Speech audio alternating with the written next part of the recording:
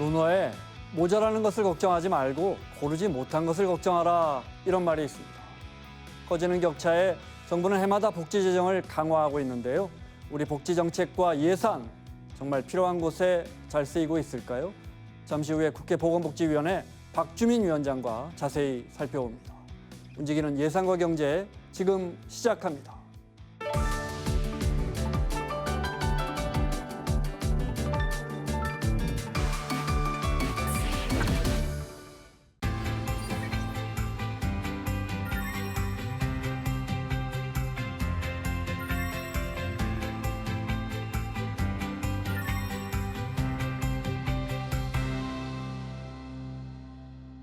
한 주간의 경제 흐름 짚어줄 분이시죠. 서울경제 박시은 기자 자리했습니다. 어서 오세요. 안녕하세요. 서울 아파트 거래량이 뚝뚝 떨어지고 있는데 뚜렷하게 안정 기미를 보이고 있다 이렇게 봐도 되겠죠? 네, 맞습니다.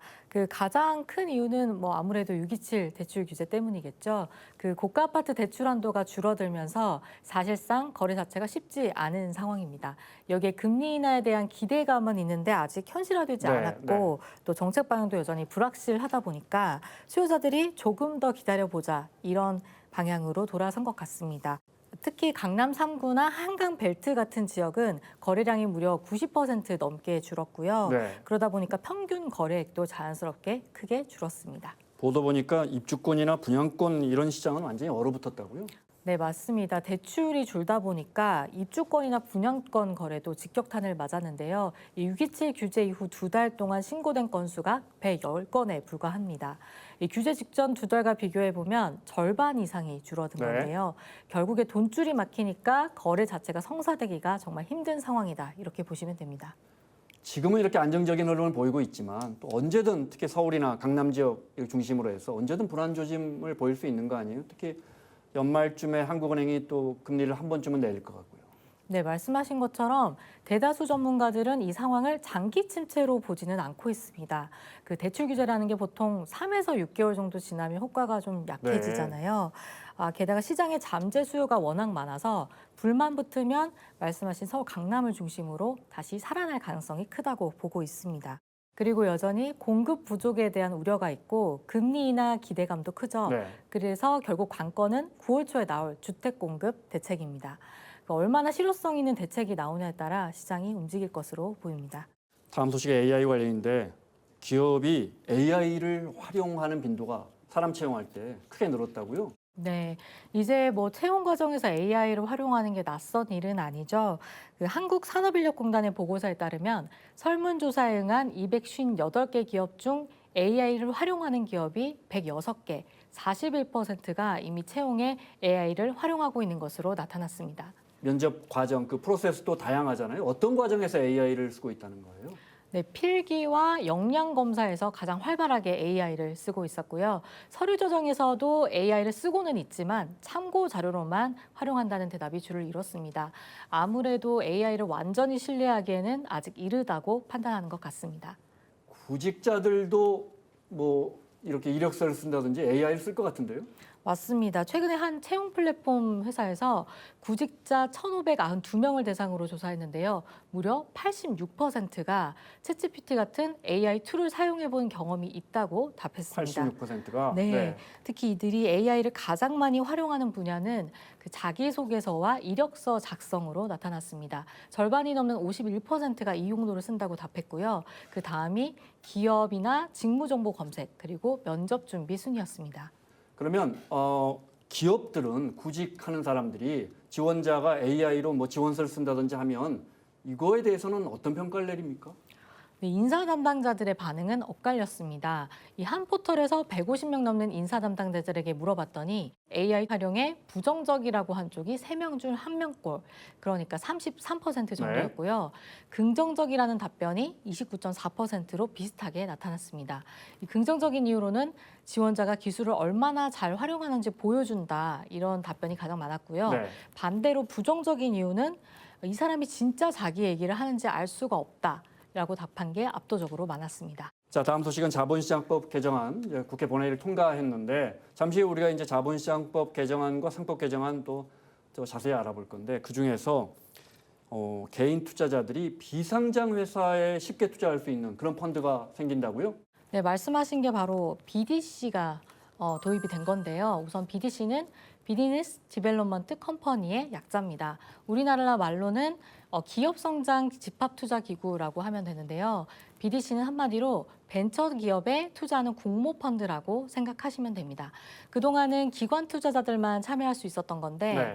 이 비상장 유망 기업에 일반 개인 투자자들도 참여할 수 있게 된 겁니다. 이 증권 계좌만 있으면 누구나 참여할 수 있다는 점이 특징입니다. 이게 뭐 6년 동안 이 펀드 뭐 도입하냐 안 하냐 논란이었다는데 이번에 도입하게 된 계기가 있어요? 근데 지금 벤처 시장이 자금난 때문에 굉장히 고생을 하고 있습니다. 이 벤처 펀드 결성액, 그러니까 벤처 기업에 투자하는 펀드에 모이는 자금이 크게 줄어든 건데요. 이 민간 자금 유입이 절실한 시점이라고 할 수 있겠습니다. 그동안은 정책 금융에 의존하는 경향이 강했는데 이 BDC 도입을 통해서 일반 국민의 자금을 모험 자본으로 벤처 생태계에 끌어들이자는 겁니다. 그래서 벤처 투자의 성과를 국민들과 함께 나누겠다는 취지도 담겨 있습니다. 핵심은 누구나 쉽게 가입할 수 있다. 어떻게 하는 거예요? BDC는 주식이나 ETF처럼 자유롭게 사고 팔 수 있도록 거래소에 상장이 됩니다. 네. 기존 사모펀드는 최소 가입 금액이 굉장히 높고 중도 환매도 어렵기 때문에 황금성이 거의 없었는데요. BDC는 주식시장에서 지분을 거래할 수 있기 때문에 황금성이 크게 향상됐다고 할 수 있습니다. 그러니까 ETF처럼 상장이 된다는 말은 삼성전자나 현대차 주식처럼 그냥 우리가 이렇게 모바일로도 얼마든지 거래를 할 수 있다, 사고 팔 수 있다 이 맞습니다. 말씀이신 거죠? 네, 맞습니다. 궁금한 거는 가뜩이나 돈이 많은 우리 벤처 업계에 이런 게 정말 현실적인 도움이 될 수 있을까? 어떻습니까? 네, BDC는 우선 벤처 생태계에 투자 공백을 메우는 역할을 할 것으로 보입니다. 지금까지 초기 투자 단계에서는 벤처 캐피털이 투자하고 그리고 후기 단계에서는 사모펀드가 주로 투자하는 구조였는데 네. 이 중간 단계에서 대규모 투자를 받기가 굉장히 어려웠거든요. 이 BDC가 바로 이 공백을 채워줄 거라는 겁니다. 일반 국민의 자금이 모험 자본으로 흘러가면서 벤처 기업의 성장을 돕고 동시에 자산운용사와 벤처 캐피탈에게는 펀드 운용 기회를 넓히는 성장 촉진제 역할을 할 것으로 기대됩니다. 세제 혜택이 있습니까? 네, 사실 그게 가장 중요한 네. 부분인데요. 제가 금융당국이 낸 보도자료 원문을 봤더니 세제당국과 협의할 예정이라고만 나와 있습니다. 아직 확정된 건 없다는 얘기죠. 만약 세제 혜택이 파격적으로 나오면 이 BDC 펀드가 새로운 대세가 될 가능성이 크지만 그렇지 않다면 여러 투자 상품 중 하나로만 남을 거라는 분석도 있습니다. 네, 이 BDC 펀드 언제부터 우리가 증시에서 이걸 살 수 있는 겁니까? 법이 공포되고 6개월 뒤부터 시행이 되니까 대략 2026년 3월쯤부터 가능할 것으로 추정이 됩니다. 그 시점부터 운용사들이 인가도 신청하고 상품을 준비할 텐데요. 그렇게 되면 일반 투자자들이 실제로 투자할 수 있는 BDC 상품은 2026년 중순은 넘어야 출시될 것으로 보입니다. 알겠습니다. 자, 역시 자본시장법 개정안 중에 하나죠. 물적 분할이나 인수합병할 때 소액주주 보호를 의무화하는 방안은 잠시 후에 살펴보도록 하겠습니다. 주간경제브리핑 서울경제 박시은 기자였습니다. 고맙습니다. 감사합니다.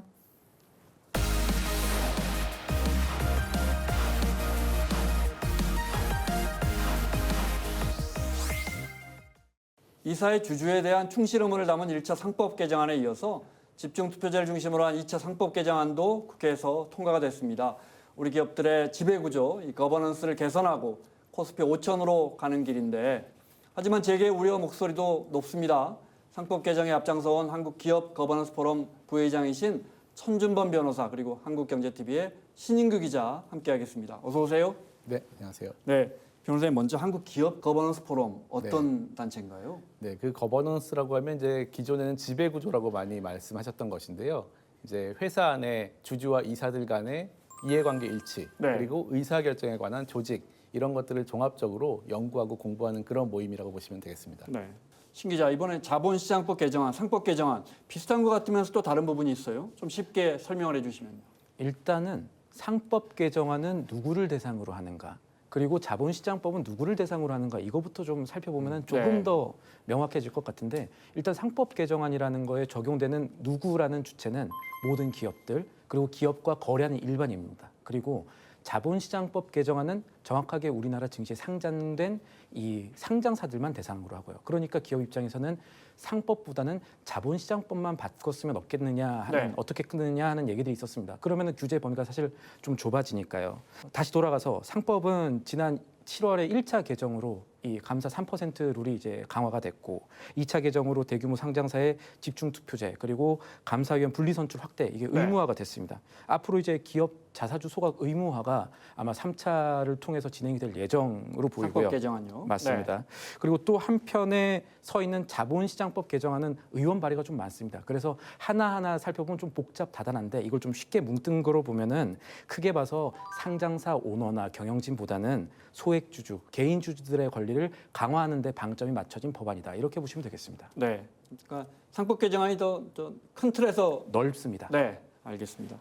논란이 됐던 개정안들 하나씩 좀 보겠습니다. 먼저 1차 상법 개정안에서 이제 이사의 주주에 대한 충실 의무를 우리가 이렇게 기재했어요, 법에. 네. 이게 어떤 의미가 있는 겁니까? 네, 그 1차라고 이제 불리우는 지난 7월 상법 개정에서는 가장 중요한 게 그 이사의 충실 의무 대상을 회사에서 회사와 주주로 네. 이렇게 확대시킨 것이 가장 큰 변화입니다. 여기에 대해서는 뭐 원래도 당연히 주주를 충실하게 대했어야 된다는 그런 의미가 있지만 이제는 명시한 의미가 있다라는 이제 뭐 소위 확인적 입법이라는 그 설이 있고요.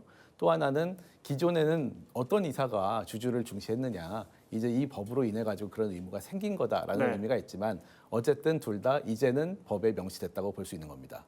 그전에 이 법이 개정되기 전에는 이게 물론 이게 회사나 일반 주주 모두에게 이익이면 이게 논란이 없을 텐데 네. 어떤 이익이 회사에만 집중됐을 때 네. 일반 주주나 소액 주주가 피해를 봤을 때는 그러면 그 전에는 법원이 주로 회사의 손을 들어줬던 겁니까? 네, 일단 뭐 저희가 많이 알고 있듯이 뭐 일감 몰아주기, 네. 부당합병, 그리고 지주회사를 만들 때 자사주 마법 같이 여러 가지 그 회사의 결정이 있을 때 마치 회사의 결정인 것 같았지만은 결국은 지배주주, 대주주에게만 크게 이익이 되는 경우가 굉장히 많았습니다.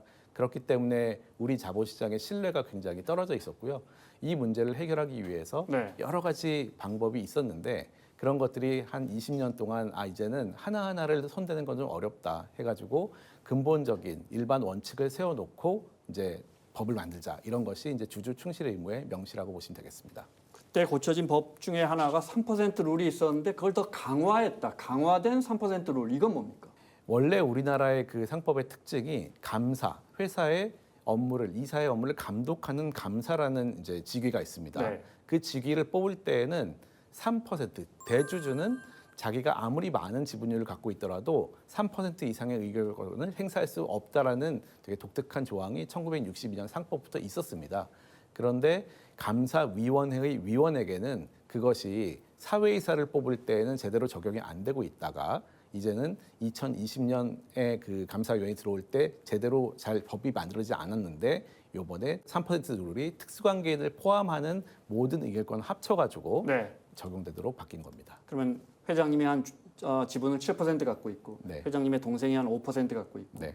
또 뭐 우호지분 갖고 있는 분이 네. 한 계열회사도 네, 있고요. 계열회사가 한 10% 갖고 있다면 네. 이거 다 합쳐도 회장님 쪽은 3%밖에 인정이 안 돼요. 그렇습니다. 감사위원을 뽑을 때 그렇습니다. 네. 그러면 일반 주주나 소액 주주들은 아무래도 3%만 넘기면은 그분들이 지지하는 감사위원 한 명을 뽑을 때 좀 더 네. 유리해진다. 네. 그것이 이번에 이제 1차로 바뀌었던 그 법이고 네. 이번에 이제 8월에 통과된 부분은 그렇게 뽑는 감사위원을 한 명에서 두 명으로 늘리는 법이 이번에 또 통과가 된 겁니다. 네, 그러니까 독립된 감사위원회가 있는데 거기에 원래 이제 이렇게 집중 투표제로 3% 룰로 한 명을 뽑을 수 있었는데 이번엔 두 명까지 뽑을 수 있게 바꿨다. 2명 이상으로 바뀌었습니다. 네. 그리고 거기서 나오는 집중 투표제라는 건 뭡니까? 집중투표제는 사실 감사위원 뽑는 방법이랑 좀 다른 것인데요. 이거는 이제 일반 이사, 감사위원을 포함하지만은 어쨌든 일반적인 이사 전체에 적용되는 것입니다. 이럴 때에는 보통 그 소액주주에게 대한 일종의 좀 그 역차별적인 그런 네. 제도라고 보시면 되는데 소액주주가 있는 그 투표 의결권을 이사 후보의 수만큼 늘려줍니다. 그 다음에 한 명한테 소위 이제 속어로 몰빵이라고 하죠. 몰아줄 수 있는 그런 제도를 집중투표제라고 합니다. 네. 그러면은 이제 소액주주가 모이면 모일수록 최소한 한 명의 이사는 뽑을 수 있는 의결권이 모이는 겁니다. 이사 후보가 A, B, C, D가 있다면 네, A 후보가 있을 때 제가 한 표, 네. B 한 표 이렇게 하지 않고 네. 다 네 표가 되고 그 네. 네 표를 한 명한테도 몰아줄 수 있는 표가 되는 A, B, C 할 때는 제가 표를 아끼고 있다가 맞습니다. 네. 그래서 집중 투표제군요. 그렇습니다. 그래서 네. 이 집중 투표제는 네. 이사회의 다수를 점할 수 있는 제도가 아니고 최소한 한 명. 왜냐하면 한 명에 몰아주면 다른 이사 후보에는 표를 줄 수 없거든요. 네, 네. 그러니까 여기는 이제 지배주주가 뽑게 돼 있고 한 명의 후보에 대해서는 최소한 뽑게 해주자라는 그런 제도로 보시면 소액 되겠습니다. 주주나 일반 주주가 최소한 이사 한 명 정도는 이사회에 한번 넣어보자 네, 네. 이런 취지겠군요. 그렇습니다. 기업들은 어떤 부분을 제일 우려하고 있습니까? 제게 얘기들을 들어보면은 크게 두 가지 부분들이 걱정스럽습니다. 첫 번째는 경영권 방어가 좀 어려워지지 않겠나라는 네. 점인데 특히나 이제 집중 투표제가 의무화되고 나면 이 소액주주 외국인 투자자들이 연합해서 이사 한 분을 세우고 그 이사가 선임이 된 이사가 경영권을 오히려 흔드는 기업을 잘 되게 만드는 게 아니라 기업의 경영을 오히려 방해하는 행동들을 하지 않을까 하는 걱정들이 있고요. 뭐 이런데 왜 유보금으로 이런데 투자를 하느냐, 주주들에게 배당 높여주지, 뭐 이런 뭐 사사건건 방해를 할 수 있다 이 말씀이시군요. 그렇기도 하고 네. 기존의 대표이사 체제를 흔들 수 있는 비위를 유출을 한다든가 이런 드라마 같은 일들도 일어날 수 있지 않느냐. 둘째는 이제 상법 개정안이 갖고 있는 것 중에 하나가 이사의 충실 의무 확대입니다. 이거는 이사가 경영권 관련한 행위들을 했을 때 개인 소송을 당할 수 있다는 얘기가 됩니다. 사람이니까 소송을 당하게 되면 아무래도 위축되는 측면들이 있을 것인데 이번에 상법 개정안은 그렇게 이사 개인한테 짊어져야 될 부담을 더 크게 만드는 법안이 되니까 네. 그래서 이사들이 경영에 최선을 다해야 되는데 괜히 소송 걸릴 수 있는 신사업 지출이라든가 M&A 건 같은 경우에는 아무래도 회사의 이익이 되는 결정보다는 내가 손해를 보지 않는 소송에 걸리지 않는 결정을 할 가능성이 높지 않겠는가 이런 목소리도 나옵니다. 네. 변호사님 생각은 어떻습니까? 이런 제게 우려, 이거 기업 옥죄기가 될 수 있다, 그 방편이 될 수 있다, 이 부분 어떻게 보십니까? 뭐 이제 작년에 상법 개정 논의를 많이 하면서 참 많이 저희 말씀을 나눴던 그런 주제인데요. 좀 안타깝게도 이제 반대를 하다 보니까 강하게 반대에 대한 논개를 많이 제시하셨고 지금 말씀하신 어떤 집중투표제의 폐악 좀 우려되는 면 또는 뭐 이사들 행동주의 펀드 또 투기적 자본 이런 말씀을 굉장히 많이 하셨습니다. 근데 이제 반대를 하실 때 그 반대를 관철시키기 위해서 강한 논거를 가져오다 보니까 좀 현실적으로 일어나기 어려운 말씀들을 많이 하셨어요. 근데 법이 통과돼 버렸잖아요. 그러다 보니까 그 말씀을 못 바꾸시는 거예요. 사실은 저는 앞으로 1, 2년만 기다려 보자. 과연 그런 일이 단 한 건이라도 일어날까라는 생각을 갖고 있습니다. 특별히 반박을 하지 않고 있는데 이제 설명을 드리자면은 집중투표제는 아까 제가 좀 설명을 드렸듯이 이사회의 다수를 점할 수 있는 제도 자체가 일단 아닙니다. 네. 왜냐하면 한 명 정도 한 명을 넣을 수 뽑고 있다. 나면 자기의 표가 다 소진되기 때문에 나머지 다수의 이사를 뽑을 수가 없는 상황이 되고요. 그리고 이제 외국에 많은 사례가 있습니다. 실제로 그 약탈적 그 펀드라는 것이 있는데 뭐냐면은 우리나라에서는 그거를 좀 다르게 많이 쓰고 있습니다. 투기적 자본이라는 게 뭐냐면 그냥 차익을 노리는 자본이 아니고 회사의 경영권을 인수해서 다수 지분을 일단 취득을 하고 이사회를 장악을 해가지고 이 회사의 비즈니스를 더 올리는 것이 아니고 네. 자산을 쪼개서 팔아버립니다. 예, 회사를 해체시켜버려요. 그거를 약탈적이라고 합니다. 네. 왜냐하면 프레데터라고 보통 하는 그런 동물들은 자기가 먹이를 삼을 그 동물을 잡아버리면은 네. 얘를 키우지 않잖아요. 그냥 가기가기 찢어 먹어버리잖아요. 이제 그거를 의미하는 포식자라고 하는. 그렇죠. 네. 포식자입니다. 예전에 벌처 펀드 같은 것이 있었기 때문에 경계를 하는 건 맞는데 우리나라에서 이제 많이 경계하시는 행동주의다, 외국의 자본이다 이런 자본들은 그거랑은 완전히 다릅니다. 저평가돼 있는 회사에 들어와서 이 회사를 고평가 받게 만든 다음에 팔고 나가는 겁니다. 사실 이거는 모든 주식 투자자가 하고 있는 거기 때문에 사실 아무 문제가 없는 행동이에요. 오히려 장려를 해야 됩니다. 그래야지 시장의 가격 형성 기능이 계속 생기고 네. 시장이 돌아가는 거거든요. 근데 이제 경영자 입장에서는 그런 생각을 할 수 있어요. 아니 나는 그냥 이익을 내고 있는데 우리 회사 주가를 가지고 이렇게 소위 장난친다고 생각할 수 있지만 그거는 상장을 한 이상 자본시장을 인정을 해야 되는 문제라고 생각이 듭니다. 자본시장에서. 네. 네. 그런데 이 두 번의 상법 개정안이 예. 그래도 특히나 중소기업에게는 경영권을 지키지 못하는 상황이 생길 수 있다. 이 우려는 무슨 말입니까?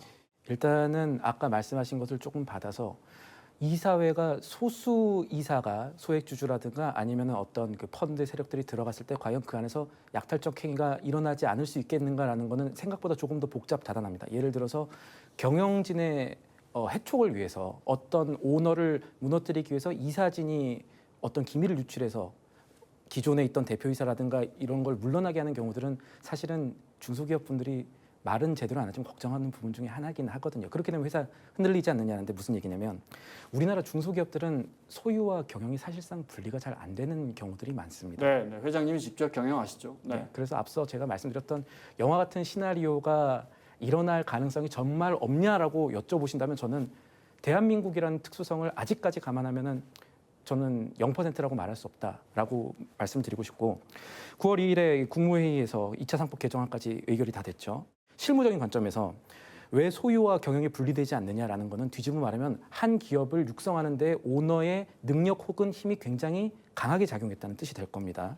그래서 대주주가 오너가 이 외부의 입김에 흔들리게 되면은 아무리 반대편에 선 소액주주의 논리가 지금은 맞아도 정말 그 회사가 앞으로 잘 될까 역시 생각을 해봐야 되지 않느냐 하는 문제는 남아 있는 거거든요. 여기에 대해서는 우리가 확답을 줄 수 없는 부분이기 때문에 그렇고 그래서 중소기업 경영인진들이 상법 개정안 이후에 어떻게 하면 경영권 잘 지킬 수 있을까 네. 여기에 비용을 더 많이 쓸 거다 이 걱정도 사실은 해볼 수가 있고 나오는 지적이긴 합니다. 둘째, 중소기업들은 더 크려면 필연적으로 외부 자금을 받아야 됩니다. 네. 외부 자금 받으면은 그만큼 주주의 기존 가치는 희석이 됩니다. 유상증자 얘기를 하고 있는 거예요. 우리나라에서 유상증자라는 것은 사실 대주주도 엄청 반기지는 않습니다. 하지만 장기적으로 선의로 이것을 해석하면 장기적으로 회사가 잘 가려면 지금 증자해야 되니까 울며 겨자 먹기를 하는 측면이 있습니다. 다만 단기 투자자, 소액 주주들 가운데 단기 투자자들이 분명히 있거든요.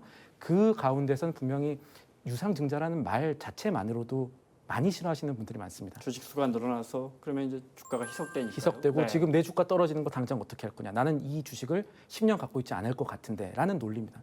경영에 필요한 자금 조달 같은 것들이 상법 개정 이후에 더 강하게 그리고 더 쉽게 반대의 벽에 부딪힐 수 있다라는 건 결국 경영이 힘들어질 수 있다는 말과도 같기 때문에 이것도 봐야 되는 부분이에요. 흔히 이제 미국 같은 경우에 뭐 차등 의결권이나 포이즌필 같은 예. 경영권 방어 장치들이 있다. 우리도 뭐 이런 것들이 좀 보완돼야 하지 않느냐 뭐 이런 주장도 나와요. 맞습니다. 실제 그 사례가 미국에서 나왔죠. 5월이었습니다. 지난 5월에 이 미국의 유명 란제리 의류 기업 빅토리아 시크릿이 이 포이즌필, 그 포이즌필이라는 게 이제 적대적 M&A 들어왔을 때 기존 주주한테는 주식을 좀 싸게 판다든지 네, 네. 이런 내용이지 않습니까? 빅토리아 시크릿이 지금 사실 좀 경영이 힘들어서 외부에서 자금 들어올 것 같으니까 적대적 M&A 있을 것 같으니까 이사에서 결정을 하는 일입니다. 새로운 투자자가 지분 15%를 넘게 확보하게 되면은 그때 포이즌필을 발동한다 이런 조건을 달았습니다. 포이즌필을 지금 발동시킨 건 아니고 조항을 만들어 놓은 겁니다. 왜냐하면 미국에서도 사실은 포이즌필을 발동하는 게 정말 주주들의 평등 원칙에 맞느냐 하는 문제는 남아 있고 그걸 법원에서 포이즌필 하지 마세요라고 금지시킨 판례도 1986년에 있긴 있었습니다. 그래서 우리나라도 이 주주 평등 원칙이라는 것 때문에 이 포이즌필이 법제화가 되지 않고 입법 판례가 없는 상황이거든요. 그래도 지금 여러 가지 상법 개정이라든가 자본시장법 개정안이 되게 되면 경영권의 기존 방어가 어려워질 수 있다는 것은 분명해 보이니 기업 입장에서는 방어권이 부족한 상태에서 법 환경이 변했다면 기업의 경영 판단을 위해서라도 방어권을 보장해주는 장치를 만들어야 되지 않느냐라는 목소리가 있는 겁니다. 네. 뭐 이제 법이 개정됐으니까 예. 시장에서 진짜 그런 일들이 일어나는지 한번 지켜봐야겠습니다. 부회장님, 이번 상법 개정안이 우리 코리아 디스카운트, 뭐 박스피 뭐 이런 말 정말 많이 듣지 않았습니까? 우리 주가 늘 이제 박스권에 머물고 있는 우리 코스피를 올릴 수 있는 그런 계제가 되겠습니까? 저는 뭐 사실 창업자들의 경영 철학이나 이런 것들이 계속 지속되는 거에 대해서 전혀 반대하지 않습니다. 하지만 이제 개인적인 이익을 취해서는 안 된다는 거고요. 그렇기 때문에 이런 시스템으로 돌아가는 자본시장 그리고 주식회사의 원리로 돌아갔을 때 네. 우리나라가 이제 한 명의 어떤 역량에 기대는 것이 아니고 많은 주주들의 의견 그리고 사익을 정확하게 감시하는 그런 시스템 하에서 더 크게 발전할 수 있다고 생각을 하는 거고요. 그게 바로 이제 뭐 일본의 PBR 1.6, 대만의 PBR 2.4, 미국은 뭐 5 이상이죠.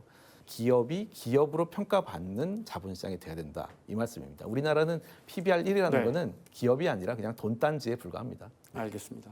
PBR 1이라는 거 그러니까 기업이 갖고 있는 전체 자산, 지금 자산 전부 판 돈이 네. 시가총액의 1배수밖에 안 된다. 그렇습니다. 이 말인 네, 것이죠. 네, 네. 네.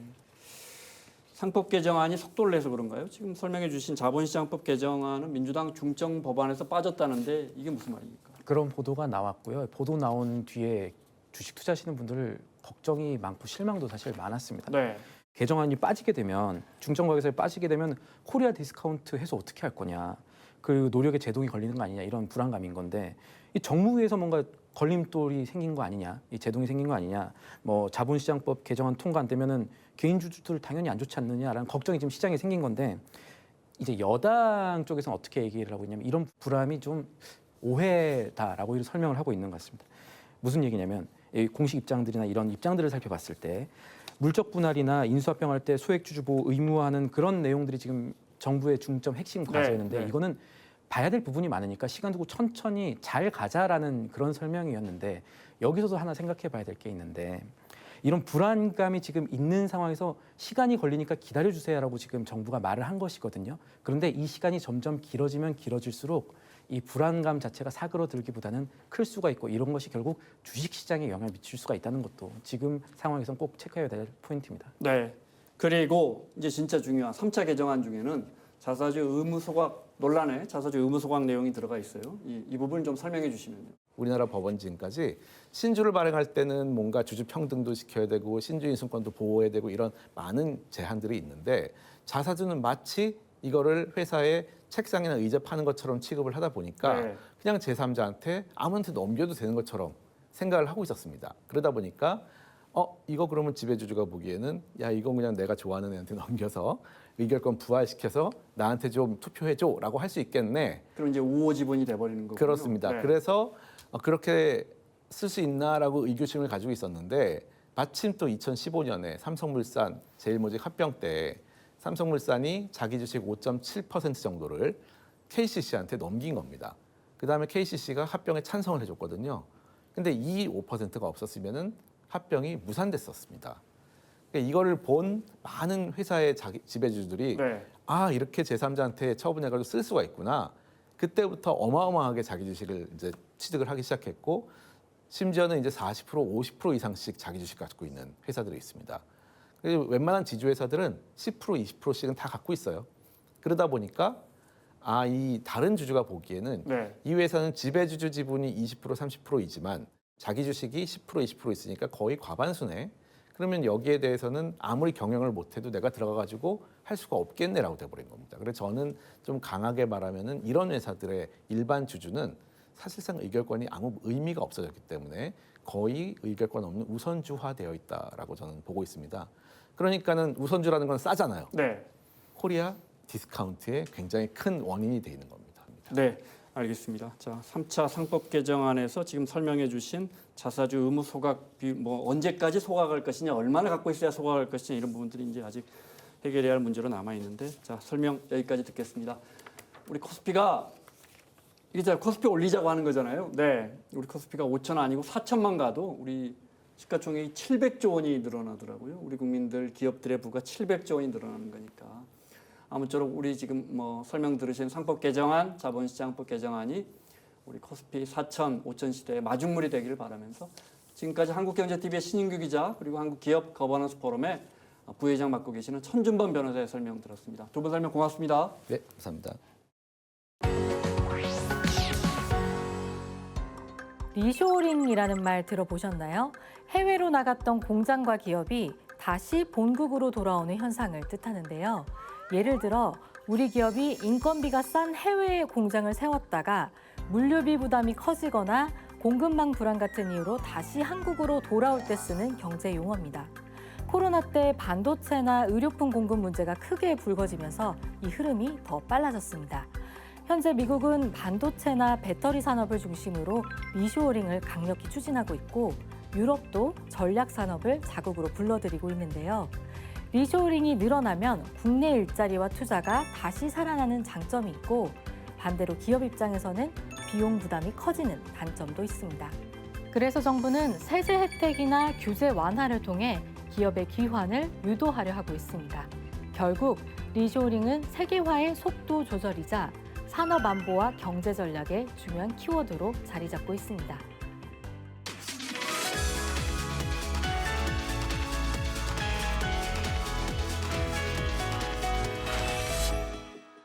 대한민국이 사람의 몸이라면 국회 보건복지위원회는 우리 몸의 건강을 책임져야 하는 그런 것이 아닌가. 아픈데 찾아서 뭐 치료해주고 병도 예방해주고 여기에 국민연금이나 건강보험 같은 정말 너무너무 중요한 또 우리 어르신들 간병비도 책임지는 그 국회 보건복지위원회를 책임지시는 분이시죠. 박주민 위원장 모셨습니다. 어서 오십시오. 네, 안녕하십니까. 저거 먼저 여쭤볼게요. 문신을 하는 분들 중에 의사는 없는데 법에는 문신은 의사만 하도록 돼 있었다면서요? 이게 이 법 개정안이 상임위 통과했다 해서. 네, 정확히 말씀드리면 그러니까 의료인만이 문신 행위를 할 수 있다는 법이 있는 건 아니고요. 네. 한 3년 전쯤인 1992년도에 대법원에서 문신 행위는 의료 행위다라고 판단을 내린 겁니다.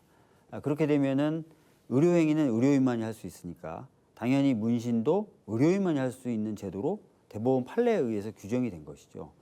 사실 문신이 그 당시에도 30년 전에도 굉장히 일상화돼 있었지만 더 일상화된 거죠. 네. 예를 들어서 이제 문신을 경험해 본 분들이 반영구 화장 포함하면 한 1,300여만 명이 된다는 거예요. 의원님들 중에도 이렇게 눈썹 문신 진짜 많이 했어요. 네, 네. 진짜 안 하는 사람을 찾기 어려울 정도로 눈썹 문신이라든지 이런 걸 많이 하시는데요.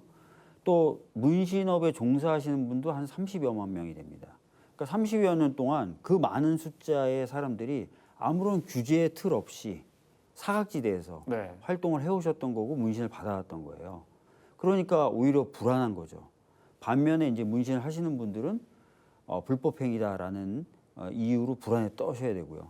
그래서 이번에 그런 어떤 법제도하고 현실이 괴리된 부분도 메우고 좀 더 국민분들이 안전하게 관리받으면서 문신을 원하시는 분들은 문신을 하실 수 있고 받으실 수 있게 만드는 제도를 만드는 법, 문신사법을 상임위 차원에서는 통과를 시켰습니다. 본회의 통과 가능성도 있습니까? 여야 합의로 네. 보건복지위원회에서 통과된 만큼 당연히 오. 법사위 그리고 네. 본회의에서도 통과될 가능성은 매우 높다고 보고 있습니다. 네, 문신하시는 분들은 아주 크게 네. 환영할 것 같습니다. 네. 전혀 다른 어떤 세상을 보시게 되겠죠. 네. 경험하시게 되겠고. 자, 보건복지위원회 어떤 일을 하는 곳이고 우리 국민들께 좀 쉽게 설명해 주십시오. 네. 또 최근에 관심 갖고 있는 정책은 위원회에서 관심 갖고 있는 정책은 어떤 게 있습니까? 그러니까 보건복지위원회는 이제 그 이름에서 바로 이제 아실 수 있는데요. 보건에 관련된 이슈들 네. 그리고 복지에 관련된 이슈들을 담당합니다.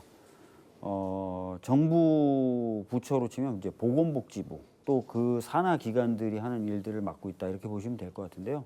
복지제도 전반, 네. 보건 관련된 제도 전반 이렇게 책임지고 있습니다. 예. 가장 최근에 뭐 논쟁이 있었다거나 관심 갖고 있는 법안들은 어떤 게 있습니까? 간호사법 같은 것도 있었던 것 같고요. 그렇습니다. 네. 올 초에는 이제 아무래도 국민연금 관련된 오, 네. 개혁 이슈, 특히 이제 국민연금 관련돼서는 크게 이제 수치를 조정하는 모수 개혁이라는 부분하고 작동 시스템 및 타 복지제도와의 관계를 조정하는 구조 개혁이라는 네. 이슈가 있는데 그 중에 이제 수치를 조정하는 즉 수치라는 게 이제 연금을 얼마를 내는지 조금 더 내고 예, 조금 더 받는. 얼마를 네. 받는지 이런 부분에 대한 수치인데 그걸 조정하는 모수 개혁을 여야 합의로 처리를 했었고요. 아마 이게 거의 20년 만일 겁니다. 그동안 이제 문제 많다 했지만 처리가 안 됐었는데 네. 이번 국회 합의로 처리하게 됐었고요. 구조 개혁 관련돼서는 저희 보건복지위원회가 하기보다는 아까 말씀드렸던 대로 다른 복지제도라든지 다른 제도와의 관계를 설정하는 문제이기 때문에 여러 상임위가 같이 관여해야 되거든요. 네. 그래서 특위를 만들었고 특위에다가 지금 구조개혁은 넘겨놓은 상태입니다. 그게 올 상반기에 가장 뜨거운 이슈 중에 하나였고요.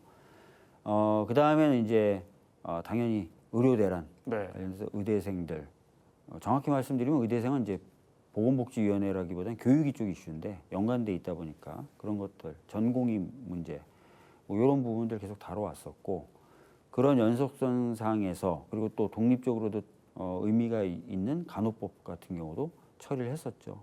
이제 하반기 때 조금 더 집중을 하고 싶은 이슈들은 필수 영역에 의료 인력을 충분히 공급하고 지방에도 충분히 의료 인력을 공급하기 위한 제도 개선 문제 이런 것들을 지금 해보려고 하고 있습니다. 지금 말씀하신 간호법 개정안의 핵심은 어떤 건가요?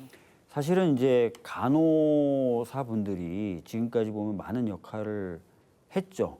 그러나 정확히 간호사들의 업무 범위가 어떤 거고 어떤 시스템에서 해야 되는지가 규정이 안 돼 있었어요. 그러다 보니까 의료 현장에서의 간호사분들은 내가 도대체 어디까지 책임져야 되고 어디까지 네. 해야 되는지가 불분명한 상황에서 그때 현장 상황에 맞춰서 일을 해오는 불안한 상황이 이어졌었던 거죠. 그래서 정확히 이제 간호사를 포함한 여러 의료 인력들이 어떤 역할을 하고 어떤 권한과 책임이 있는지를 좀 정하는 법이다. 이렇게 생각하시면 될 것 같습니다. 네. 예. 방금 저 국민연금 구조개혁 이야기하셨으니까 네. 이것만 좀 여쭤보겠습니다. 기초연금 우리 어르신들에겐 너무너무 소중한 네, 돈이고 네. 그런데 이게 이제 우리가 고령화가 되면서 가만 제도는 그냥 놔둬도 수급하시는 분들은 너무 많아지고 늘어나고 있죠. 제가 알기로 올해 재정이 24조인가요? 맞습니다. 기초연금에만 24조가 들어간다. 연 해마다 24조 정도 들죠. 점점 더 많아질 거 아닙니까? 맞습니다. 예. 우리 사회가 이제 어르신들이 많아지니까 네. 이 문제도 좀 개혁을 해야 한다면서요. 그렇습니다. 사실은 원래 기초연금이라는 것은 항구적으로 유지하려고 설계됐던 제도가 아니에요. 그러니까 국민연금이라는 제도를 도입하면서 네. 이 국민연금이 성숙되지 않았기 때문에, 즉 기금의 규모가 충분히 커지지 않았기 때문에 그 당시에 어려움을 겪으셨던 일부 어르신들에게 혜택을 드리기 위해서 기초연금이라는 걸 보완적으로 도입했던 제도예요. 그리고 장기적으로는 국민연금의 기금이 성숙해지면서 요거를 손보거나 없앨 생각이었던 거예요. 네. 초기에는. 그런데 여러 가지 이유로 그 중에 정치적인 이유도 있죠. 항상 선거 때 보면은 여야 모두 이건 참 여야 선택하기가 모두 어려운 경쟁적으로 네, 제도죠. 좀 하겠다라고 네. 하다 보니까 국민연금이라는 제도하고 약간 동떨어진 제도처럼 지금 돼버린 상황이 됐습니다. 근데 이제 이것도 장기적으로 보면은 국민연금의 성숙도와 합쳐서 또 함께 조정돼야 될 필요가 있는 제도입니다. 네. 그 방향을 논의하는 것도 연금 구조 개혁의 핵심적인 이슈 중에 하나입니다. 네, 알겠습니다. 건강보험 관련해서 어려운 질문을 너무 많이 드리네요. 건보 재정이 이제 내년인가요? 내년부터 그때부터 이제 적자로 적자로 돌아섭니다. 네. 세계 전 세계 어디에 내놔도 우리 건강보험 제도의 그 우수성을 부인하는 데는 없을 텐데 네. 문제는 이제 내년부터 적자입니다. 네. 이건 어떻게 합니까? 그러니까 사실은 이 문제는 우리나라만 겪고 있는 문제는 아니거든요. 대부분의 선진국들이 해가 갈수록 의료비 지출이 늘어나면서 이 늘어나는 의료비 지출을 사회적으로 어떻게 책임지느냐에 대한 논쟁을 계속 벌이고 있어요. 네. 우리도 마찬가지입니다. 우리도 지금 해마다 의료비 지출이 늘어나고 있고 의료비 지출을 커버해주고 있는 건강보험의 이 재정 문제가 계속 커지고 있거든요. 단기적으로 말씀드리면 좀 과잉하게 쓰이는 네, 부분에 네. 대한 조정은 좀 필요할 것 같아요. 그래서 최근까지 좀 거론됐었던 게 이제 실손보험과 연동된 부분들, 네, 네. 그런 부분들을 좀 적절히 조정해야 되는 것 아니냐 이런 얘기들이 계속 나오고 있었고요. 보험료도 조금 어떻게 보면은 올려야 되는 것 아니냐 이런 얘기들도 나오고 있는데 참 어려운 문제입니다. 네. 이 부분은. 그래서 이 부분에 대해서도 좀 공론화 등을 통해 가지고 사회적인 합의, 논의 이런 것들 좀 빠른 시간 내에 가질 필요가 있습니다. 그러니까 국민연금 개혁도 굉장히 어려웠지만 네. 참 건강보험 관련된 부분도 많은 토론과 함께 좀 변화를 추구해야 되는 부분이라고 생각합니다. 네.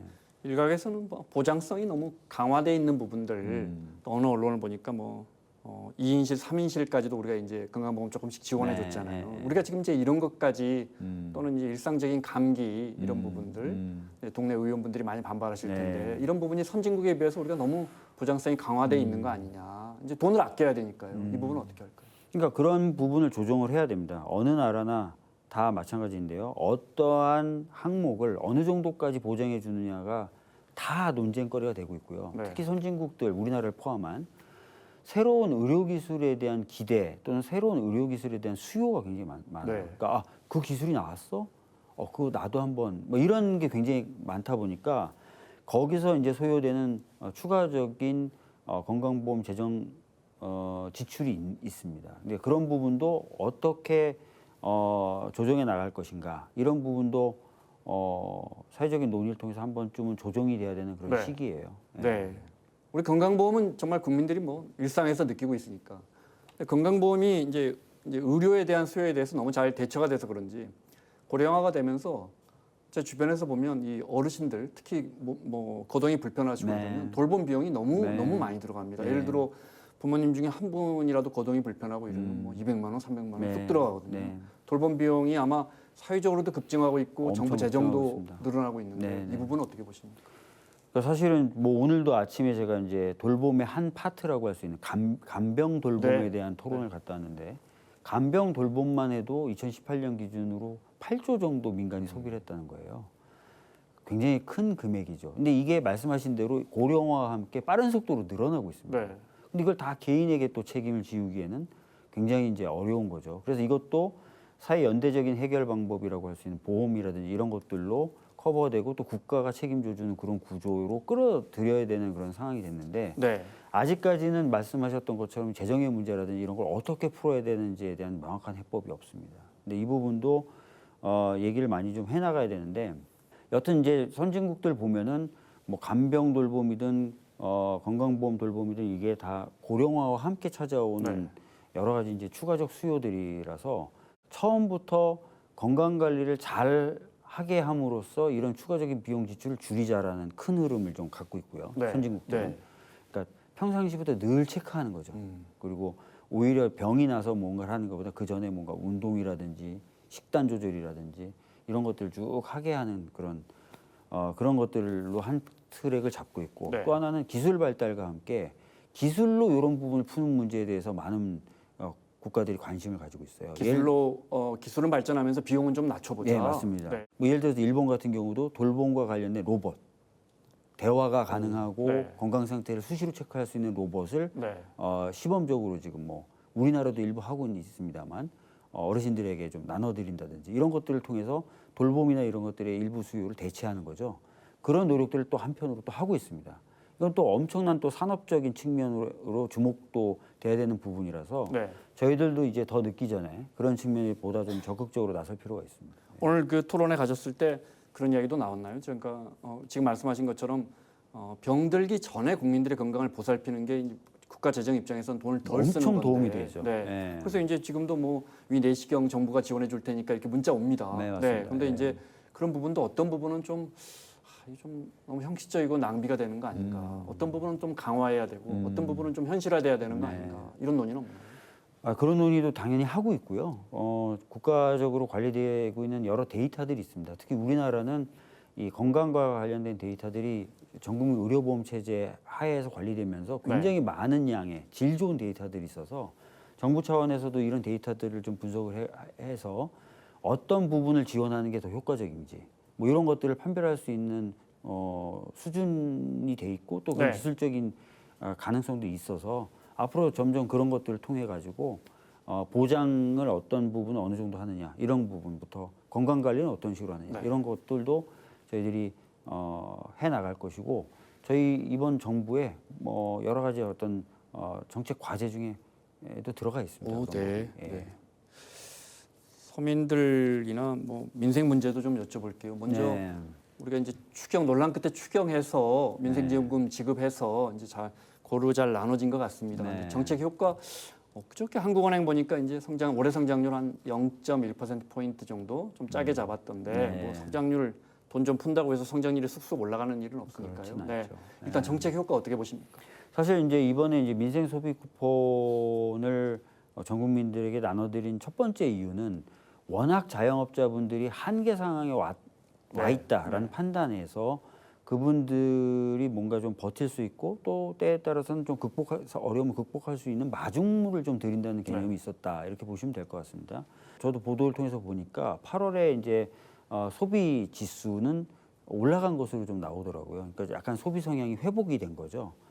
이런 좀 기조가 조금 더 이어진다면 내수와 성장에도 앞으로도 계속 좀 긍정적인 효과를 미칠 수 있을 겁니다. 그러나 이제 이거 자체가 구조적인 변화를 바로 가져온다 이렇지는 않거든요. 그래서 장기적으로는 구조적으로 경제를 성장시킬 수 있는 노력들이 있어야 되고 그걸 하기 위해서 이제 정부가 새로운 기술에 좀 대대적으로 투자하겠다. 에너지 관련돼서도 뭔가 전환되기 위해서 정부가 산업 정책을 강력하게 쓰겠다. 네. 통상에 관련돼서도 사실은 뭐 미국이라든지 중국 말고 다른 나라와도 협력 관계를 넓히면서 개선해 나가겠다. 이런 여러 가지 정책들을 내세우고 있는 것이거든요. 그래서 좀 정리해서 말씀드리면 민생 소비 쿠폰의 경우에는 한계 상황에 있는 자영업자분들이 좀 버틸 수 있는 힘 그리고 소비 성향을 좀 개선할 수 있는 그런 마중물 역할은 어느 정도 한 것 같고요. 하지만 이것만으로도 구조적인 변화는 없기 때문에 조금 시간이 들더라도 구조적인 어떤 변화를 꾀할 수 있는 신기술에 대한 국가적 투자나 선도적 역할 이런 것들 이런 것들 계속 해나가겠다 이런 말씀 드리겠습니다. 내년 예산안, 정부 예산은 나왔습니다. 네. 국회가 아직 본격 심사하시긴 좀 이제 조금 이따 시작하실 텐데 8% 정도 큰 예산이 나왔습니다. 그럼 네. 복지 예산도 그 정도는 최소한 늘어난다 이렇게 봐도 되겠습니까? 복지 예산도 제가 보고받은 바로는 한 8% 정도 증액돼서 넘어온 것으로 알고 있습니다. 네. 그 중에서 정부나 정부 여당이 관심 갖고 있는 이런 부분 재정은 좀 우리가 이제 R&D 예산 이런 부분은 이제 크게 늘어나는 걸로 네. 언론 보도를 통해 알고 네. 있는데 복지 분야에서 위원장님 개인적으로나 이런 부분은 우리가 확대하거나 계속해서 관심 가질 것이다. 어떤 분야가 있을까요? 그러니까 제가 아까도 말씀드렸지만 현재 보건복지위원회 차원에서 관심 갖고 있는 과제가 지역 네. 그리고 바이탈이라고 불리는 어떤 정말 필수적인 의료 영역에 충분한 의료 인력을 공급하는 겁니다. 지역에 의료 인력을 공급한다고 하는 것은 당장 지역에 사시는 분들에게도 필수적인 것일 뿐만 아니라 네. 인구 분산을 위해서도 필요해요. 네. 예, 그러니까 뭐 좀 나는 지방에 내려가서 살고 싶어. 근데 병원은 어떡하지? 바로 이렇게 고민하고 걱정하시는 분들이 많거든요. 그래서 지역과 또 어떻게 보면 우리 생명을 유지하고 하는데 굉장히 필수적인 그런 학과들의 충분한 의료 인력이 공급될 수 있는 예산, 네. 그걸 뒷받침할 수 있는 예산, 이런 것들 저희들이 제도적인 확충뿐만 아니라 재정도 확충하려고 노력할 겁니다. 예. 우리가 이게 건설이나 부동산이나 뭐 교육이나 건강 문제 이야기하면 항상 지역 균형 발전과 다 맞물려 있습니다. 맞습니다. 정책이. 예. 네. 내년에 이제 8%나 늘어난 예산이 나오면 네. GDP 대비해서 아마도 이제 우리 부채 비율이 50%를 넘어갈 것 같고 내년에. 그렇겠죠. 예. 그래서 부채에 대한 우려는 여전합니다. 네. 오히려 더 커지고 있거든요. 네. 이런 부분은 어떻게 해야 합니까? 국가 부채 비율이 단기적으로 좀 커질 거지만 경제 규모가 또 커진다면은 또 이 부분은 어떻게 보면 역동성 하에서 극복할 수도 있는 부분 아니겠습니까? 저는 재정을 무조건 적게 쓰는 것이 꼭 좋은 것, 반드시 좋은 것이다라는 생각은 안 가지고 있는 편이거든요. 적재적소에 잘 써서 그것이 경제의 활력을 불러일으킬 수만 있다면 네. 좀 써도 된다라는 게 제 생각인데 지금 상황은 정부 말고는 돈을 쓸 수 있는 데가 그렇게 많지 않은 상황입니다. 네, 네. 특히 이제 가계가 워낙 어려운 상황이지 않습니까? 부채 등의 문제로 이럴 때는 어쩔 수 없이 정부 부처가 돈을 좀 써야 됩니다. 뭐 그렇다고 제가 낭비하자는 건 아니거든요. 물론요. 네. 네, 필수적인 분야 또 미래의 먹거리를 위해서 투자해야 되는 분야 이런 것들은 저희가 부처가 좀 정부가 과감하게 좀 쓰고 그것을 통해서 경제적 활력을 찾고 그것을 통해서 부채 비율도 관리하고 하는 선순환 이런 것들을 내년에 좀 만들어 보겠다.